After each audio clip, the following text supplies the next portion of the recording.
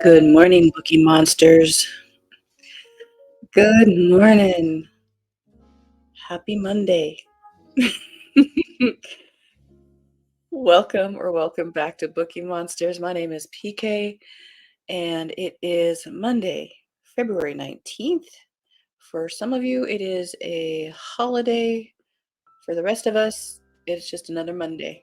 So we're going to ease on into this. I hope you had a good weekend. I didn't have anything outstandingly horrible. I did read a very good book. Highly recommend. It's not a mystery. Read it in one sitting. Love it when that happens. Oh, commercial. Let's jump over here then. It is Mrs. Quinn's Rise to Fame by Olivia Ford, standalone.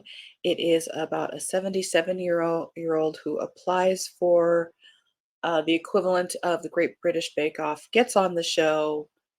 She has some secrets in her past that she's going to be dealing with, but the descriptions of the food and the baking is just wonderful. I gave it 5 stars.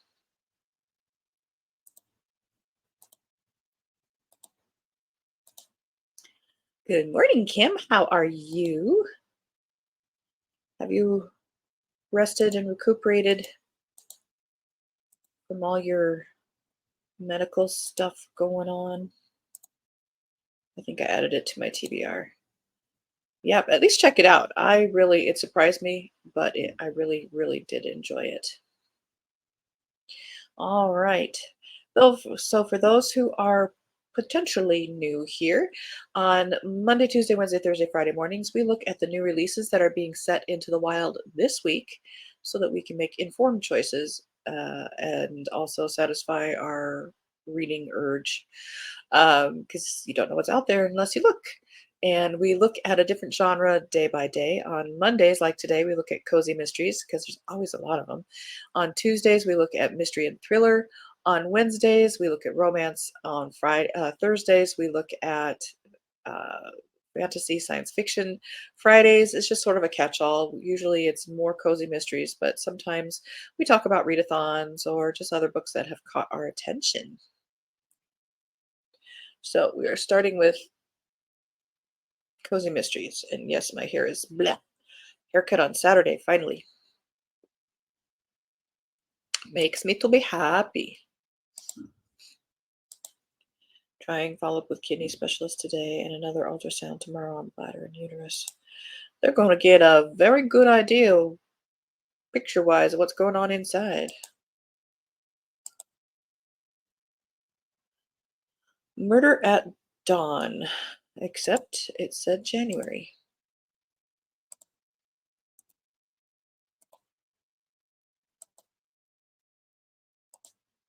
Death in the Kitchen, another January. What the heck?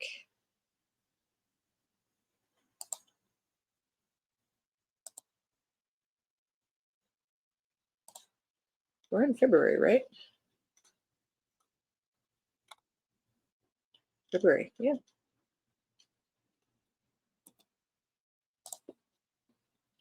What's up with that?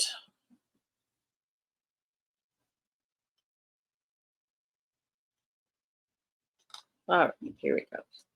Black for a Funeral by T.E. Scott, 7th in the Wronged Women's Cooperative. No one asked if Mrs. Butte's death was natural. The members of the Wronged Women's Cooperative have been called in to look at a cold case.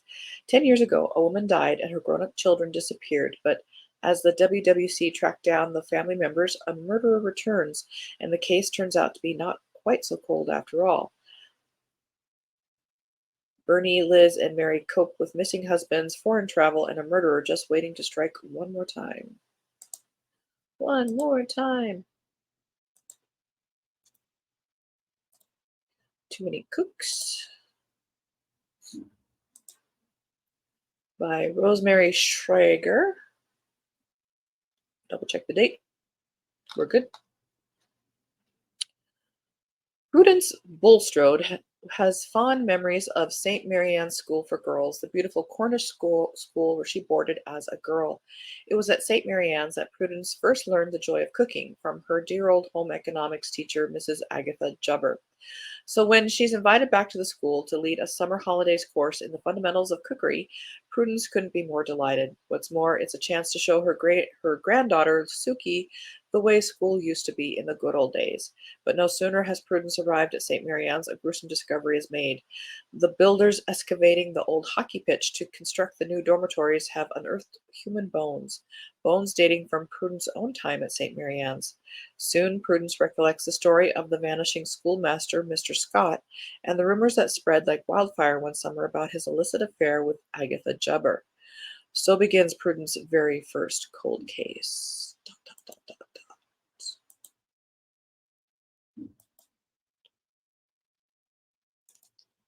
A not so rustic retreat.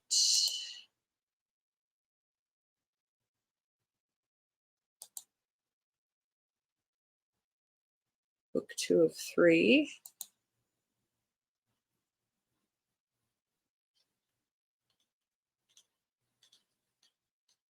What could go on? By Lily Sterling, second in the Holt Jacobs Mysteries. If there's one thing more dangerous than fireworks, it's dating.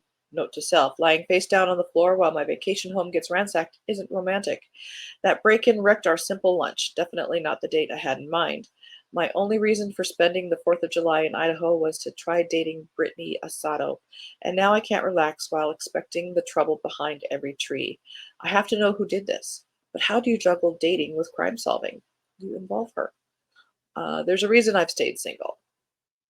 It says Holt Jacobs isn't for everyone. He's a sarcastic introvert who can never get quite enough coffee. Becoming a sarcastic sleuth was unexpected, but as an engineer, Holt is used to solving puzzles. Well, that sounds cute.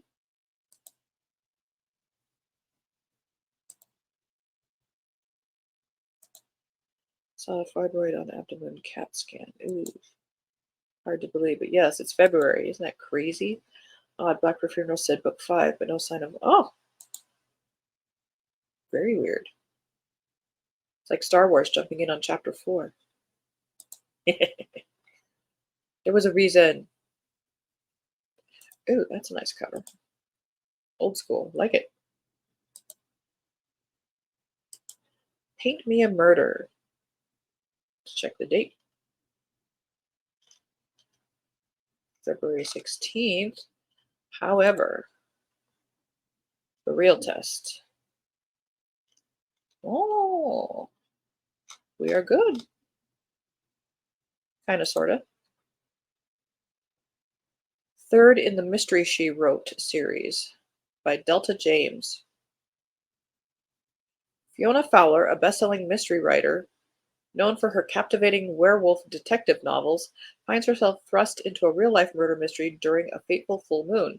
When a prominent artist is brutally killed in her small town, Fiona becomes the prime suspect due to the eerie resemblance between the crime scene and her latest novel.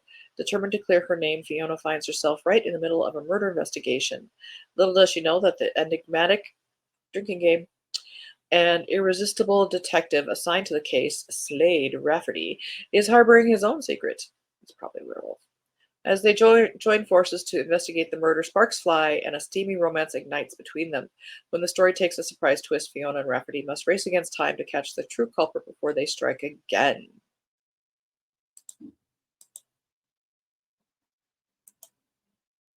Slain in the Sand.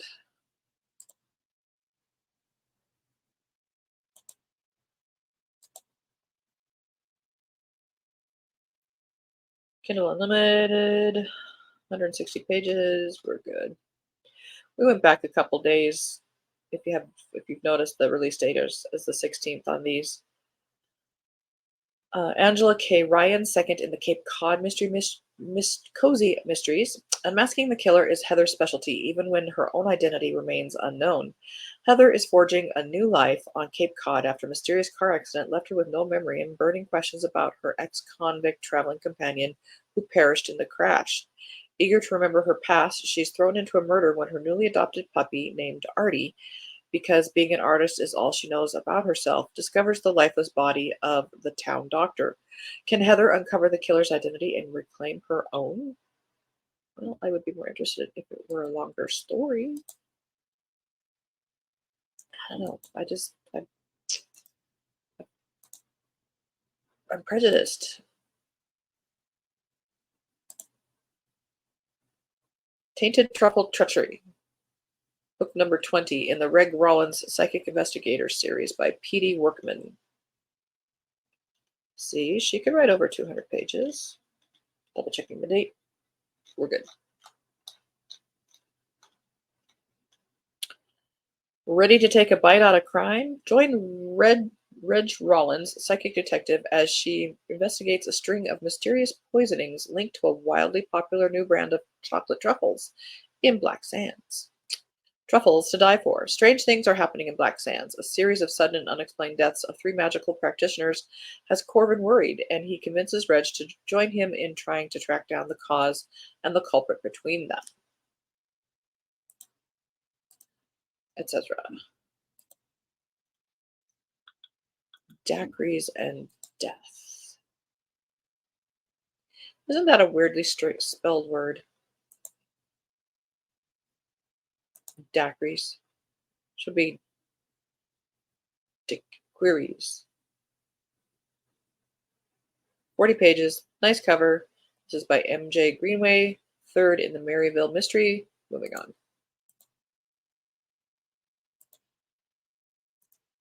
Made for Mood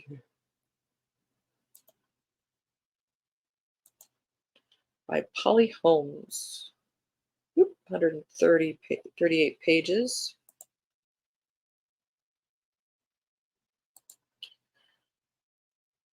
Winning a luxury spa weekend away is every witch's dream, but when murder crashes the party, guess who's saving the day? Winning Witch Weekly's contest was the last thing I expected, but who'd say no to a weekend at the lavish Braywood Manor? With my boyfriend away, it was Geordie, my bestie, who scored the +1. We were ready for luxury, but not for the twist that awaited us. Our seemingly devoted maid, a secret agent from Paws Police Academy for Witches and Shifters, there to recruit me to help uncover the owner's secrets and the manor's mysterious return to grace. Me, a murder-solving novice, now thrust into the heart of a mystery. The shocker, Geordie finding the manor's playboy gardener dead in the spa. Suddenly our dream weekend turned into a high-stakes whodunit. With suspects galore and clues scarce, we were racing against the clock. Could we unmask the killer before our ruse unraveled, or would our sleuthing land us in hot water? Like a spa. Cute.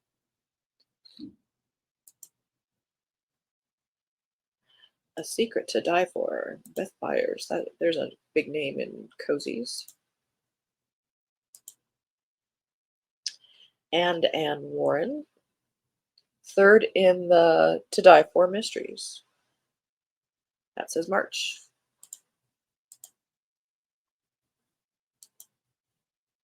We're not there yet. What do you mean, page not found?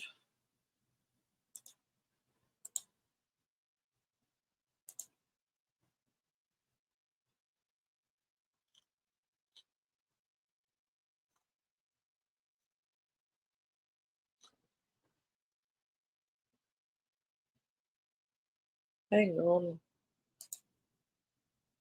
Technical difficulties. Ugh, my hair is just driving me crazy.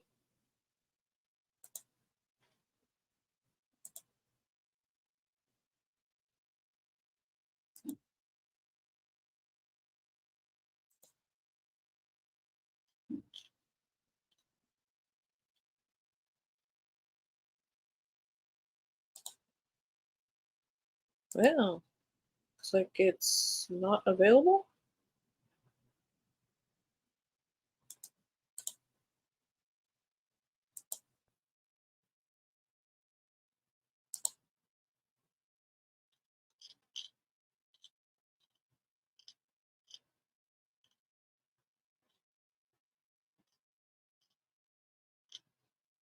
Yeah.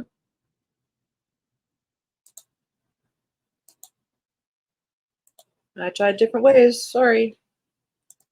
Moving on.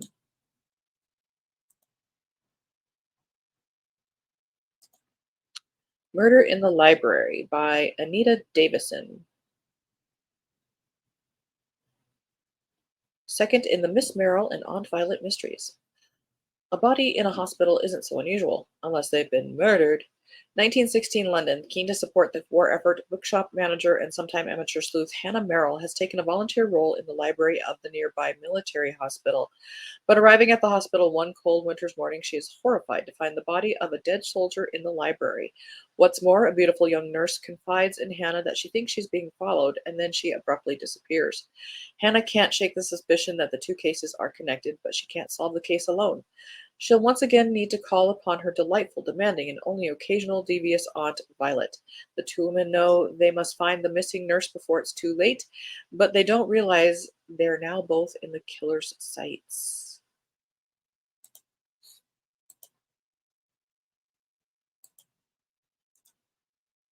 Missing, presumed lost. A Father Gabriel mystery by Fiorella de Maria. And looks like it's only in paperback. Father Gabriel has finally returned to St. Mary's Abbey, but all is not well in the sleepy Wiltshire village of Sutton Westford. Joseph Beaumont, a former village boy turned London property developer, has returned to build a row of houses on the grounds of a disused mine. A local opposition group, led by Joseph's boyhood nemesis, campaigns to stop the development, and Joseph finds himself the target of increasingly menacing threats.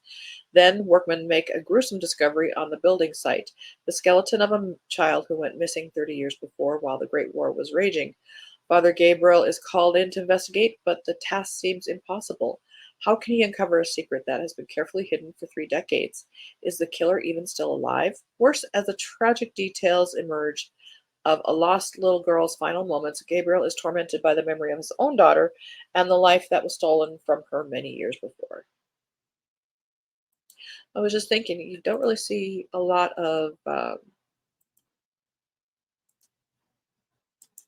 religious folk. Like I'm thinking like Cadfael and all those.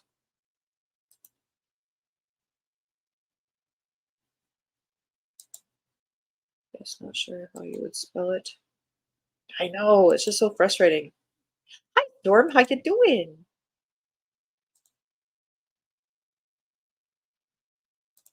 Thank you for joining.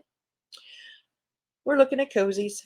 Murder Under a Honeymoon, 1930s Mona Moon, historical mystery by Abigail Kern Keen. 12th in the Mona Moon mysteries. 190 pages.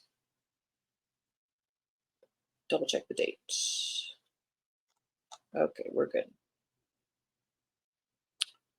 Mona Moon and her new husband, Robert Farley, Duke of Brynolith, are on their honeymoon at last. They have just boarded the RMS Majesty ocean liner. The couple are looking forward to visiting Robert's ancestral English home, Brynolith, and then off to Paris before winding up on the Italian Riviera. After a romantic evening of dancing until the wee hours of the night, Mona and Robert discover their suite has been ransacked.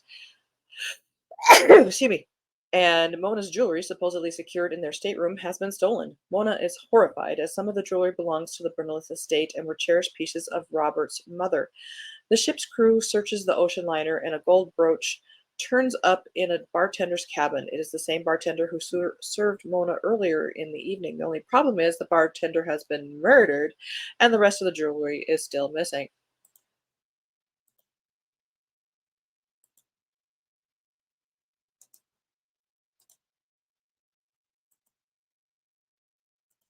Candlelit Calamity, Frostfall Island, number 6, by London Lovett.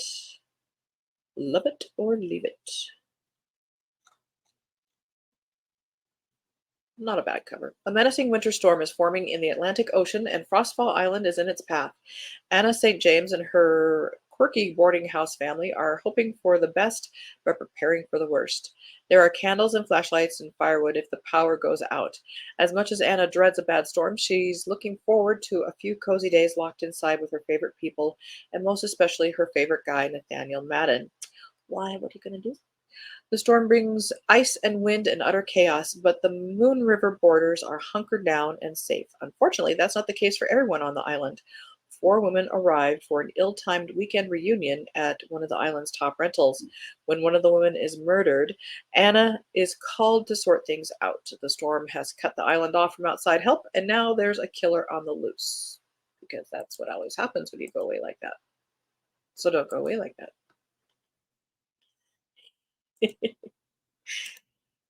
Here ghosts nothing. Here ghosts nothing. By L. Adams, ninth in the Reaper Witch Mysteries.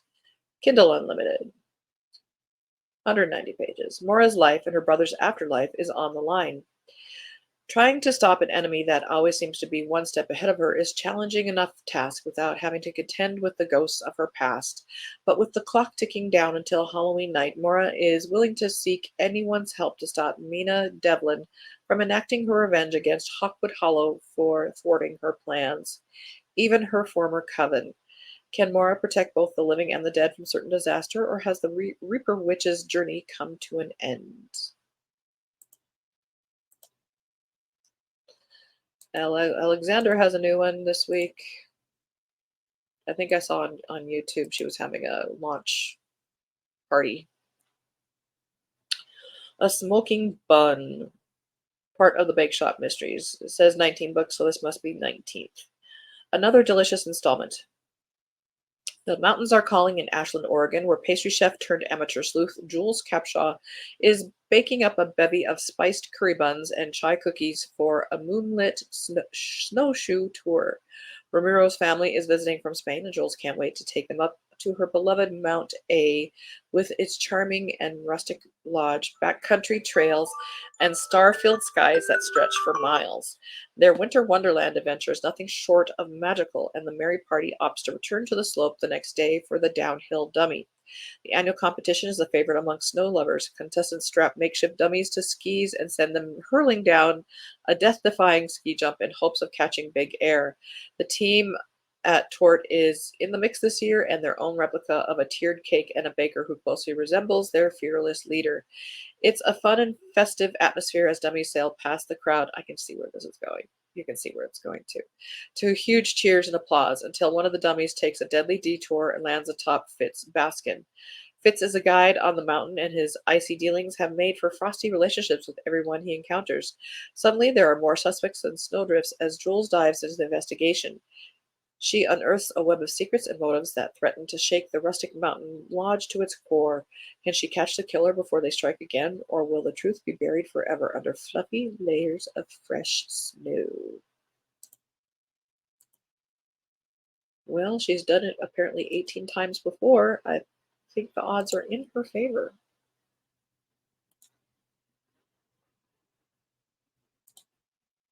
Just woke up and saw that you're on. Usually I'm not up at this time. Thank you. I've been setting my alarm so I don't sleep my days away, then usually nap later. That's, you know, typically what I do on weekends. I think I'm ready for that one. Good idea, Kim. I think I could sleep the day away sometimes, especially if you have the day off. Oh, absolutely. All righty, guys. That's all we have time for. I have to hit the grocery store before work.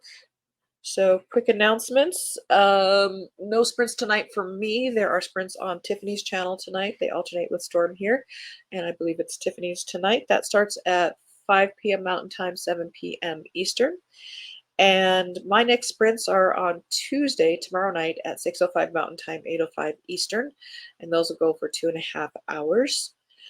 Tomorrow's morning show, we will look at mysteries and thrillers that are being released into Wild today. Thank you so much for watching. I appreciate that. And if you are not able to wake up this early, which is certainly okay, I do repost this so you can watch it in replay if you want to. You got to know what's out there. This is like the news, only it's not bad news. It's good news. So I hope you have a very good Monday. Be safe, be happy, read good books, and it's okay to set it aside if it's not clicking with you at that moment. There's other books out there. And as the banner says, don't be a bookworm, be a bookie monster. Have a good day. God bless.